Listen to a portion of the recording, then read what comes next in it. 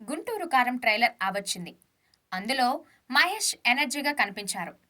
Powerful looks, Sreeleela glamour, డాన్సులు, ప్రకాష్ రాజ్, రమ్యకృష్ణ, జగపతి బాబు ఇలా అన్ని క్యారెక్టర్స్ బాగున్నాయి. కానీ ఈ చిత్రంలో త్రివిక్రమ్ మార్క్ డైలాగ్స్ వినిపించలేదు అని త్రివిక్రమ్ అభిమానులు నిరాశపడుతుంటే, అసలు ముఖ్యంగా ఈ ట్రైలర్ చూశాక చాలా మందికి మహేష్ చెప్పిన డైలాగ్స్ ఏమీ అర్థం కాలేదు. హోమ్ థియేటర్లో కానీ, టీవీలో కానీ ట్రైలర్ చూస్తే డైలాగ్స్ క్లారిటీ రావట్లేదట. సౌండ్ మిక్సింగ్ సరిగ్గా కుదరలేదని చాలా మంది కంప్లైంట్ చేస్తున్నారు.